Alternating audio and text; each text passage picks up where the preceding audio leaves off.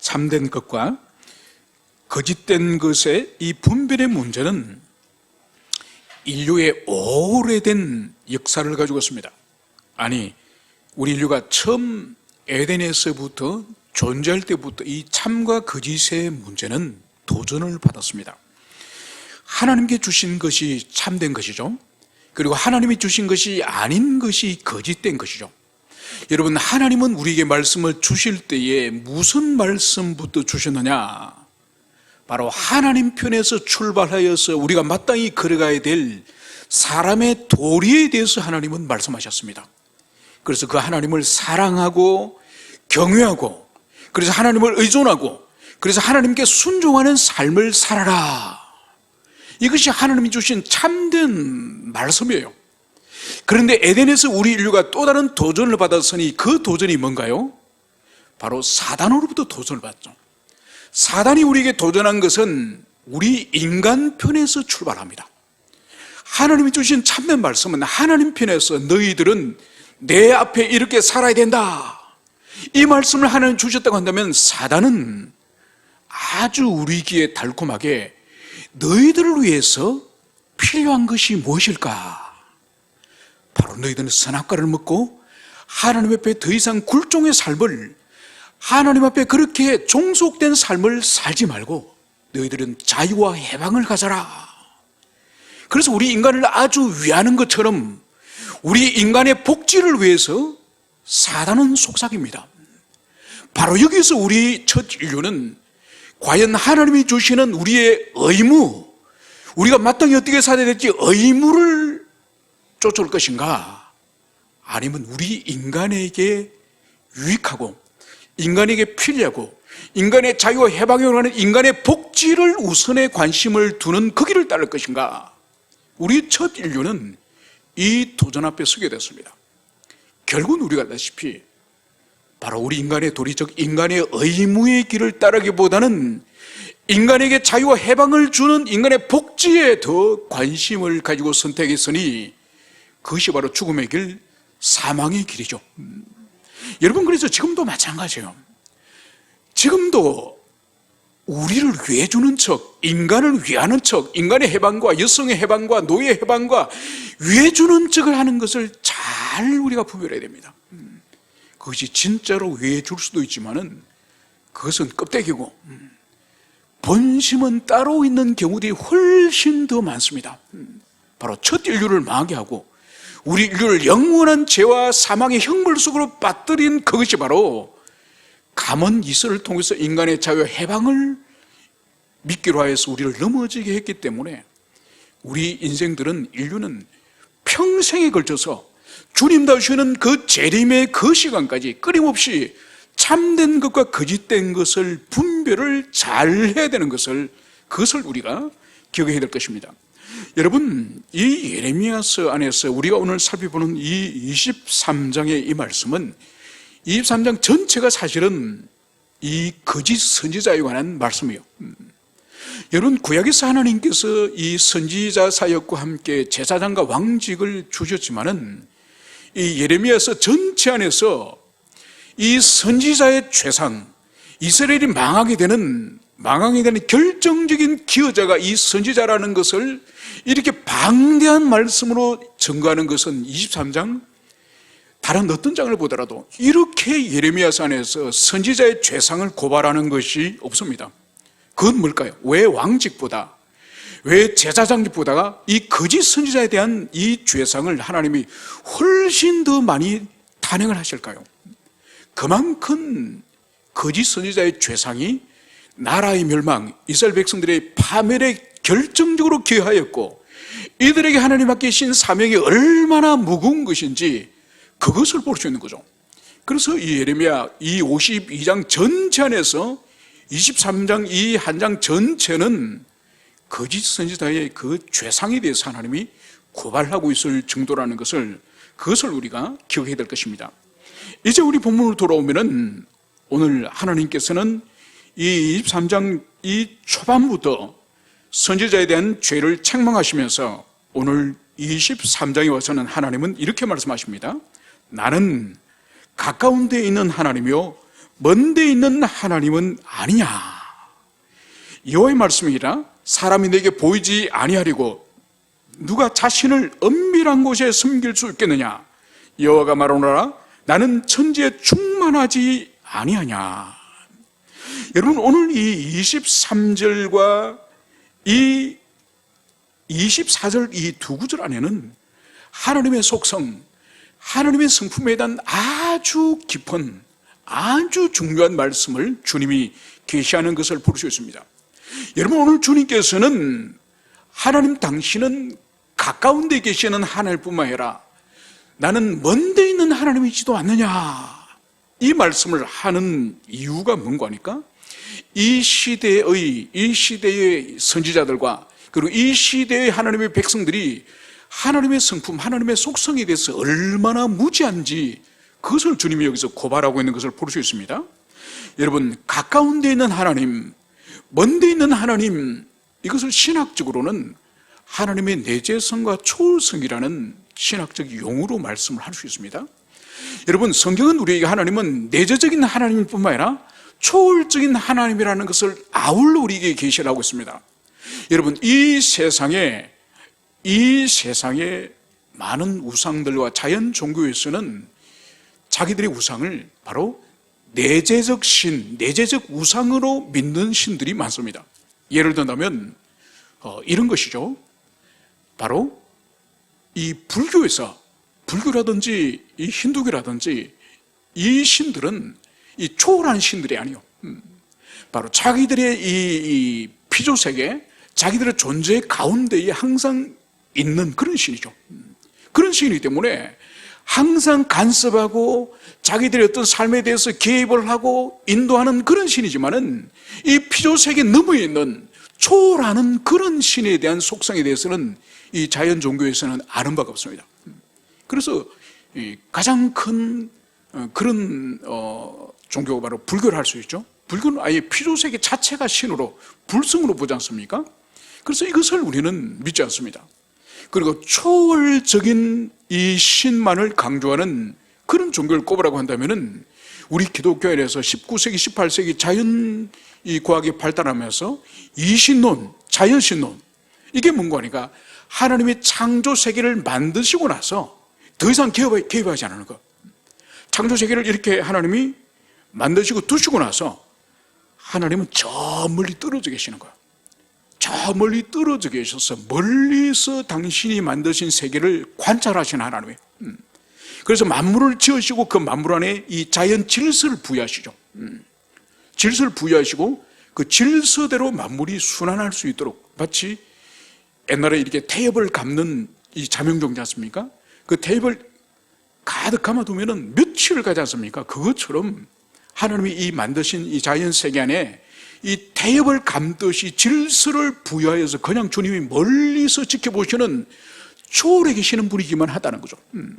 여러분, 성경은 하나님이 우리 속에 오셔서 바로 이스라엘 백성들 천막 가운데 오셔서 성막으로 함께 계셨던 하나님이시고, 그분이 임마누엘 하나님이라는 이름으로 이 땅에 육신을 가지고 오신 예수 그리스도, 그래서 성육신하신 주님은 내재성의, 하나님의 내재성의 절정이죠, 절정. 그런 주님은 또 만물을 지으신 만물 속에 계실 뿐만 아니라 만물을 초월하여 계시는 초월자이심을 성경이 그것을 아울러 가시는 거예요. 그래서 오늘 하나님이 분명히 말씀하시죠. 나는 가까운 데 있는 하나님이요 먼 데 있는 하나님은 아니냐. 하나님은 내재성과 함께 초월성을 아울러 가지신 하나님이다. 이것을 주님이 지금 계시하고 있습니다. 이것은 뭔가 하니까 그 시대의 이 하나님 백성들이 우상의 영향을 받아서 그 주변 근동에 있는 이 민족들이 가지고 있는 우상 종교의 영향을 받아서 그들이 뭘 생각하는 거니까 그 우상 종교들은 다 부족신, 민족신이에요. 그러니까 이 여호와 하나님은 블레셋은 통치를 못하는 거예요. 그들이 생각할 때는 블레셋의 다곤의 신은 블레셋 민족은 통치를 하지만 암몬이나 모압 족속은 다스리지 못하는 거예요. 모압의 그모스 신은 모압 민족은 다스리지만은 이스라엘 백성에게는 영향력을 행사할 수 없던, 그래서 각 민족마다 고유의 신이 있고 그 고유의 신은 자신의 이 땅을 벗어날 수 없고 민족을 벗어날 수 없는 시간과 공간에 제약되어 있는 그런 우상으로 생각한 거죠. 그런데 오늘 하나님의 말씀이 뭔가요? 바로 주님은 사람이 내게 보이지 아니하려고 누가 자신을 은밀한 곳에 숨길 수 있겠느냐. 여러분, 다윗의 시편에서 바로 자신이 바다 끝까지 가서 숨는다 할지라도, 엄부 끝까지 내려갔는다 할지라도 하나님이 찾으실 거라고 말씀하지 않습니까? 그래서 이 세상에 하나님의 눈을 피하여서 어디로 숨는다는 이것은 결코 불가능하다는 것을 오늘 주님이 말씀하시는 거죠. 그러면서 보십시오. 하나님 스스로의 속성에 대해서 나는 천지에 충만하지 아니하냐. 바로 하나님의 속성 가운데 편재성, 모든 만물과 모든 공간에 마치 이 공기가 구석구석마다 다 들어가 있듯이, 바닷속에 물이 구석구석마다 들어가 있듯이 하나님이 지으신 만물 가운데 계시지 않는 곳이 없는 이 편재성의 하나님, 그래서 주님은 만물에 이 천지에 충만하다, 이 말씀을 주님이 하시는 거죠. 여러분, 오늘 이 23절과 24절의 이 말씀만 깊이 깨닫고 이 말씀을 우리가 믿음으로 받아들이고 삶에 적용하고 순종만 하더라도 우리 그리스도인의 삶에 있어서나 이 세상의 변화에 있어서 얼마나 이 말씀의 영향력이 큰지 모릅니다. 여러분, 만약 우리가 모든 삶의 순간에, 모든 삶의 현장에서 하나님이 내 곁에 계시고 내 모든 삶의 주님께서 나와 함께 동행하고 계신다는 것을 우리가 만약 인식을 한다고 칩시다. 우리 삶이 어떻게 되겠습니까? 완전히 달라지는 거죠. 여러분, 하나님께서 영이시기 때문에 우리에게 보이지 않습니다. 우리가 감각할 수 없습니다. 우리가 느낄 수가 없습니다. 그럼에도 불구하고 주님은 항상 우리 곁에 계시거든요. 그런데 어느 날 주님께서 우리 눈으로 볼 수 있는 모습으로 우리 옆에 계신다고 칩시다. 밥 먹을 때도 옆에 앉아 계시고, 업무적으로 전화할 때도 옆에서 듣고 계시고, 심지어 샤워할 때도 옆에 계시고, 심지어 침실에 누워있을 때도 옆에 계시고. 여러분, 그러면 우리가 함부로 말하고 함부로 행동을 할 수 있겠습니까? 절대로 못하죠. 근데 실제로 하나님은 그렇게 우리 곁에 항상 계시는데 문제는 우리가 그것을 경험을 못하는 거예요. 우리가 체험을 못하는 거예요. 우리가 믿지를 않는 거예요. 그러니까 함부로 말하고 함부로 행동을 하고 함부로 더러운 짓을 하고 함부로 머릿속에 생각으로 음란한 생각을 하고, 여러분, 이 모든 것이 뭘까요? 바로 실천적 무신론자의 삶을 산다는 거예요. 하나님이 계시지만은, 내 곁에 지금 계시지만은 안 계시는 것처럼 처신을 하고 살아가는 이 모습을 우리는 오늘 23절과 이 24절의 말씀 가운데서 우리 심령이 찔리는 그 역사가 있기를 축원합니다. 그러면서 오늘 25절에서는 내 이름으로 거짓을 예언한 선지자들의 말에 내가 꿈을 꾸었다고 말하는 것을 내가 들었노라. 거짓을 예언한 선지자들이 언제까지 이 마음을 품겠느냐? 그들은 그 마음에 간교한 것을 예언하니라. 그들이 서로 꿈꾼 것을 말하니 그 생각인즉 그들의 조상들이 바알로 말미암아 내 이름을 잊어버린 같이 내 백성으로 내 이름을 잊게 하려 함이로다. 여러분, 거짓 선지자의 오늘 가장 큰 특징을 하나님께서는 그들은 내가 꿈을 꿨다, 내가 어떤 꿈을 꿨다, 꿈 이야기를 하는 것을 오늘 여기서 볼 수 있습니다.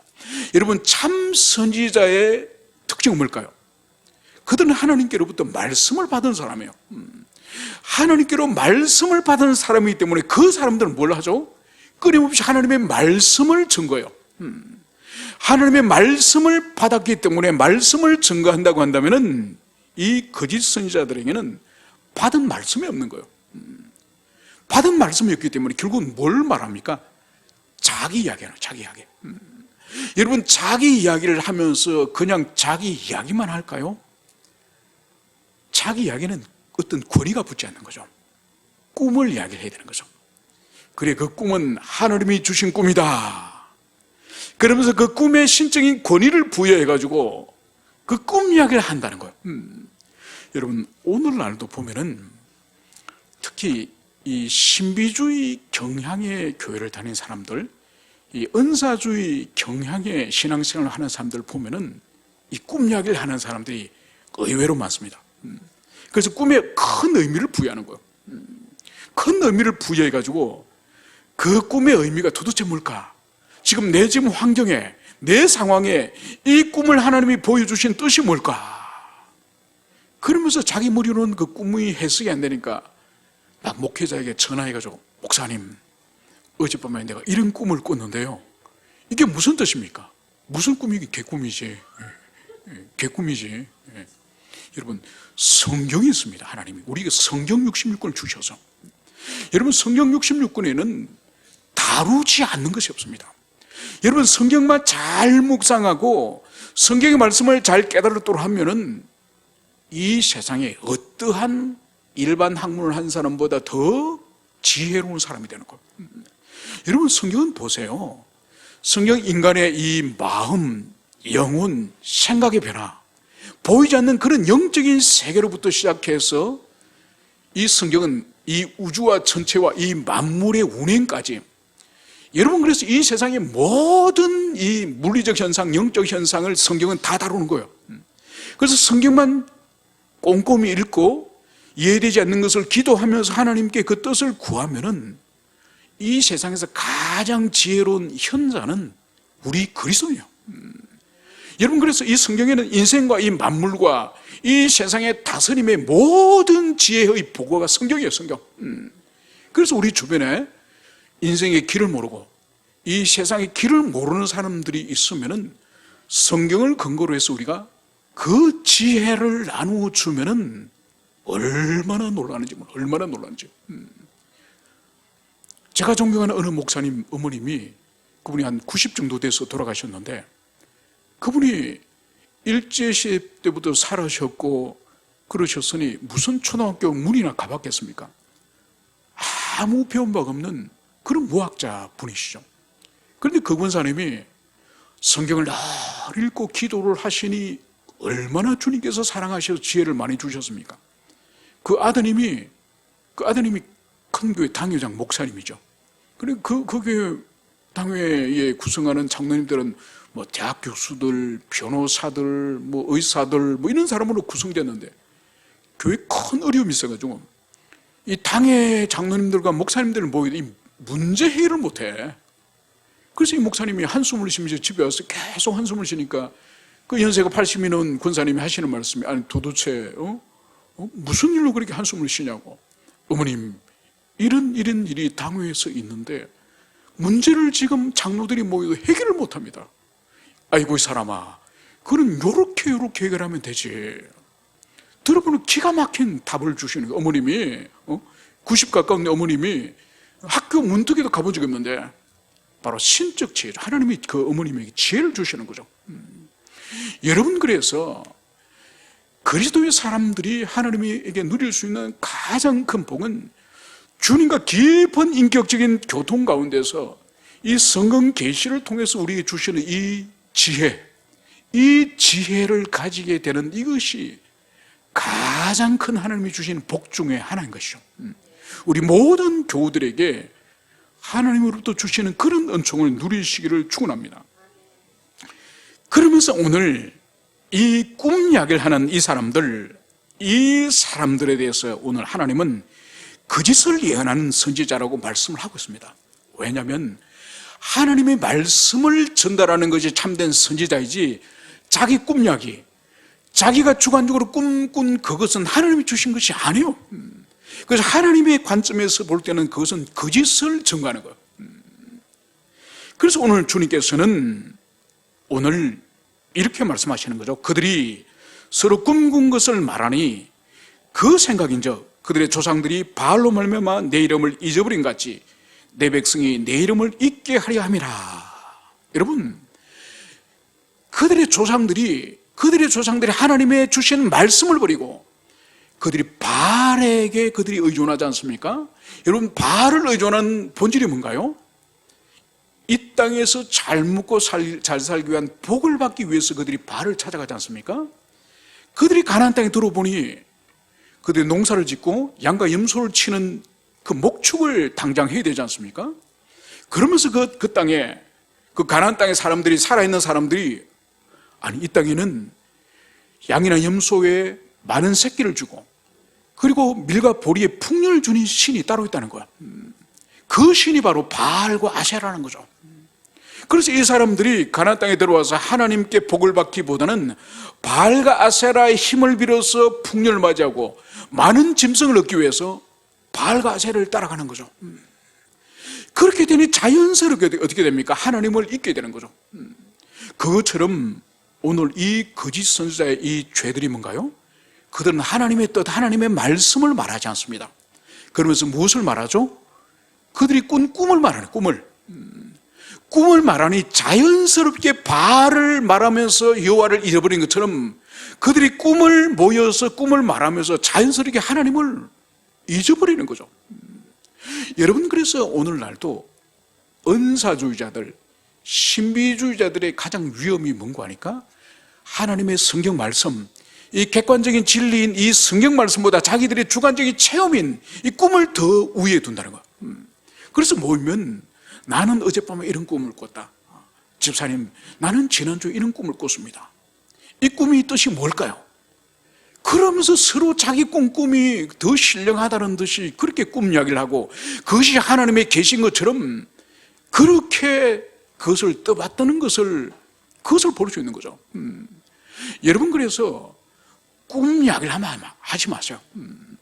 여러분, 꿈을 쫓는 사람은 자꾸 그 꿈을 중요시하고 꿈을 쫓으면은 그런 꿈을 자꾸 꾸게 됩니다. 꿈을 꾸게 되면은 결국 그 꿈에 자기가 사로잡히는 거예요. 하나님 말씀과 하나님의 인도하심에 사로잡히는 것이 아니라 꿈에 사로잡히는 거예요. 그러면 점점 하나님의 말씀은 멀리하게 되고 자기 체험과 자기 꿈을 중요시하게 되니 결국은 격결로 가는 거예요. 격결로.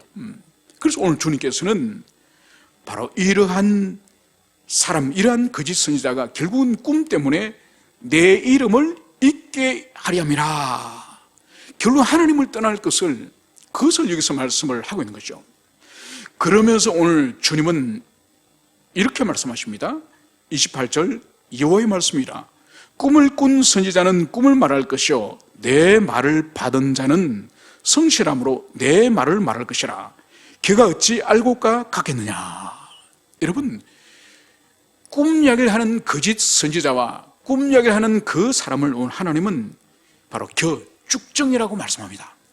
그리고 하나님의 말씀을 받아서 하나님 말씀을 묵상하고 말씀을 살아고 말씀을 붙잡는 사람을 오늘 주님은 뭐라고 말씀하시죠? 알곡이라고 알곡. 여러분, 예수님께서도 쭉정이는 어떻게 다루시죠? 다 불태운다고 말씀하시고 알곡은 창고에 드릴 것을 말씀하시죠. 여러분, 창고에 드리는 것은 천국으로 인도하신다는 뜻입니다. 그래서 이제 마지막으로 오늘 주님께서 29절에 이렇게 말씀하시는 건 내 말이 불같지 아니하냐, 바위를 쳐서 부서뜨리는 방망이 같지 아니하냐. 여러분, 오늘 하나님의 이 말씀의 이 효력, 이 말씀의 능력을 오늘 불과 오늘 방망이로 말씀하고 있습니다. 그래서 불같지 않으냐, 바위를 쳐서 부러뜨리는 방망이 같지 아니하냐. 여러분, 불의 속성이 뭐죠? 불은 사물을 불태워버리는 거예요. 불태워버리고, 그리고 특별히 불은 부정한 것을 이제 정화시키는 역할을 불이합니다. 그래서 여러분 보세요. 이 금을 만들거나 은을 만들거나 귀중한 이 금속을 만들 때는 이 섞여 있는 이 잡스러운 이 금속 성분을 그걸 뜨거운 용광로에 불태우지 않습니까?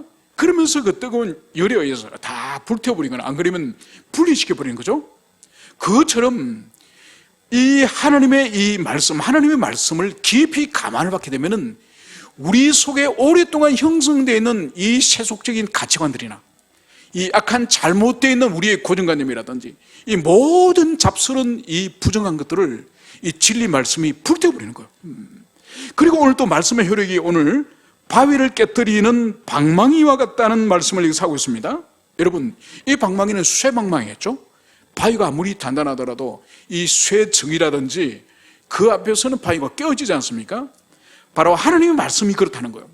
그래서 우리가 오랫동안 우리가 평생에 걸쳐서 어떤 이 사상적 고집, 또 아니면 우리 종교적 어떤 고집, 우리가 형성되었던 어떤 지식 체계나 가치 체계가 우리가 있을 수 있지 않습니까?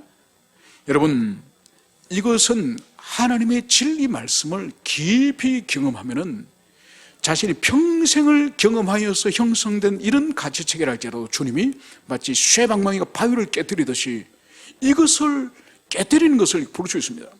여러분, 그래서 우리가 신앙생활을 하면서 우리가 평생에 걸쳐서 계속적으로 사실은 깨어져야 됩니다. 물론 최초로 한번 와르르 무너지듯이 무너지는 그 영적 체험을 우리가 회심이라 부릅니다.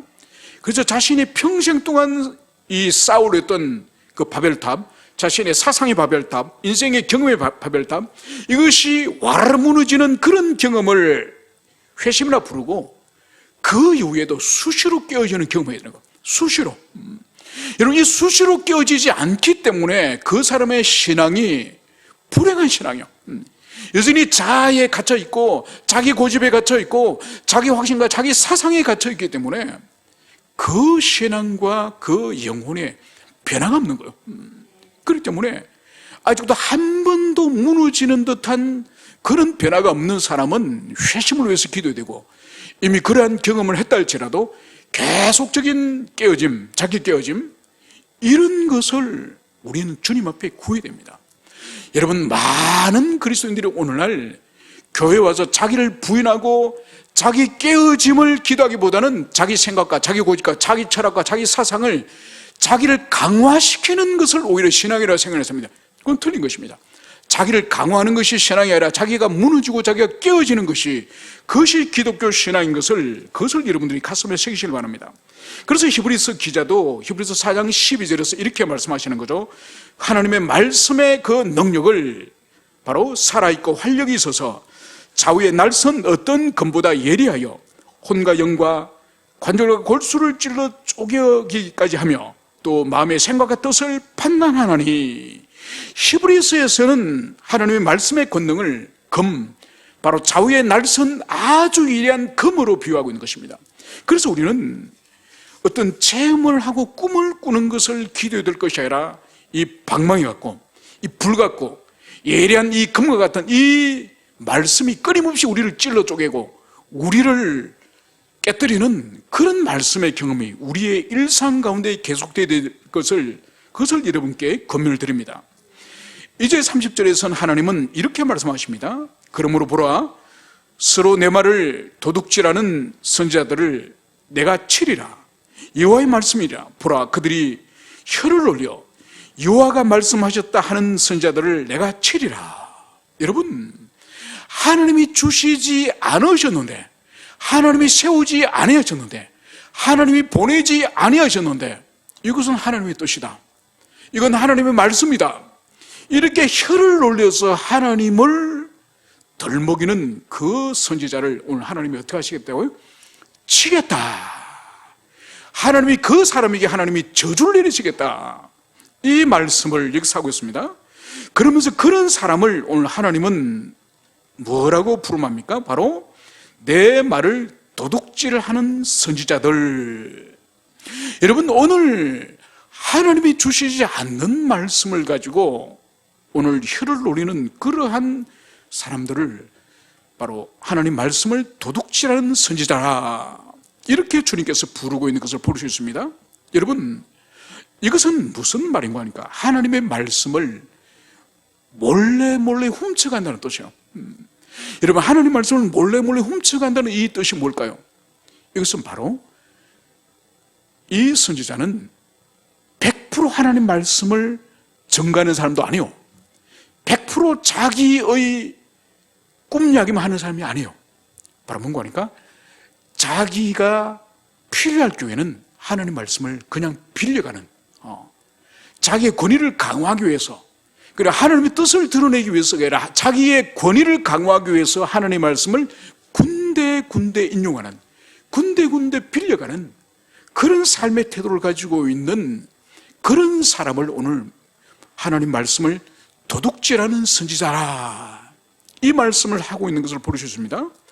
여러분, 그래서 오늘날도 보면은 CTS나 CBS 텔레비전, 유튜브나 그런 데 보면은 하나님 말씀은 설교 시간에 그 전체 가운데 쥐꼬롱지 같이 인용을 하고 처음부터 끝까지 그냥 자기가 무슨 토크쇼의 만사처럼 자기 이야기만 쭉 하는 거예요. 자기 철학 이야기, 자기 경험 이야기, 자기 신앙 이야기, 자기 집안 이야기, 오직 출발과 마지막까지 자기 이야기로 가득 차 있습니다.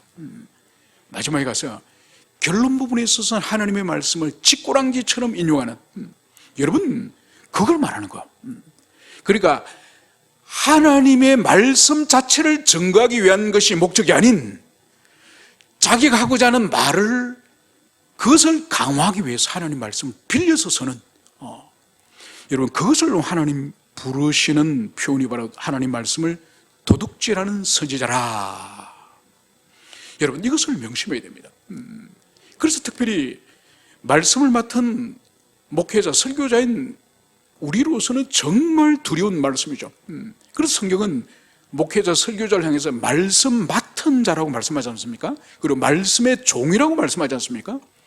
여러분, 그러면 우리는 말씀을 잘 쏙들고 말씀이 뜻하는 바를 드러내는 이 일이 말씀의 종인 우리의 목회자의 사명인 거죠. 자기 철학, 자기 경험, 자기 우스갯소리, 농담이나 이렇게 강단에서 하는 것은 얼마나 말씀의 종으로서, 그리고 말씀의 수종자로서 합당하지 않는지, 그리고 마지막에서는 하나님 말씀을 인용해서 적절히 결론을 내리는, 이것은 절대로 옳지 않은 그런 사역의 방법이라는 것을, 이것을 여러분들이 가슴에 새기시길 바랍니다. 그러면서 하나님은 이렇게 32절에 말씀하십니다. 보라, 거짓 꿈을 예언하여 이르며 거짓과 헛된 자만으로 내 백성을 미혹게 하는 자를 내가 치리라.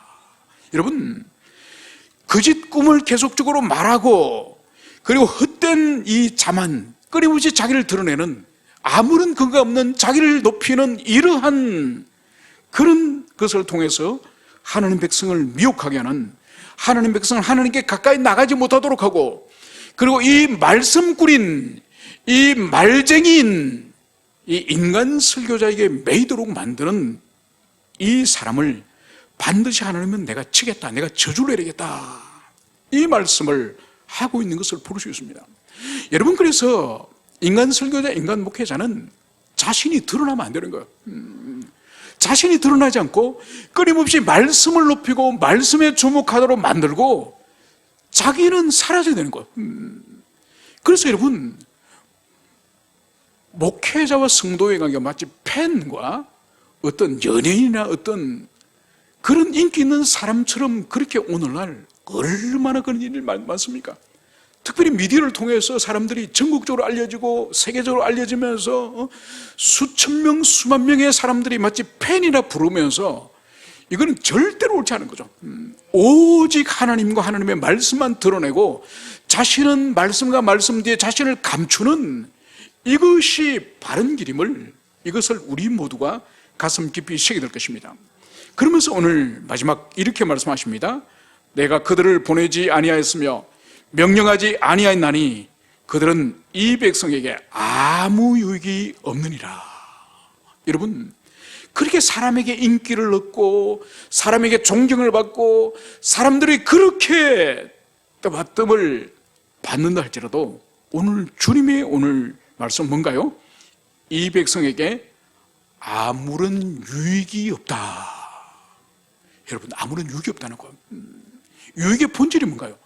하나님께로 돌아가도록 만들고 하나님 앞에 참여하고 주님 앞에 부복하여서 자신의 죄를 경험하고 다시 주님 앞에 참여하는 그 삶을 살게 하는, 바로 그게 말씀의 종, 선지자의 길이 있음을, 이것을 가슴에 새게 되는 거죠. 그래서 주님께서 그 시대에 수많은 제사장이 있고 수많은 선지자들이 있었지만은 그 시대가 멸망할 수밖에 없는 이유가 바로 참된 선지자가 없었기 때문에 그 시대가 백성에게 아무런 유익을 주지 못하는 선지자로 가득했기 때문이다. 주님이 오늘 이 말씀을 하고 있습니다.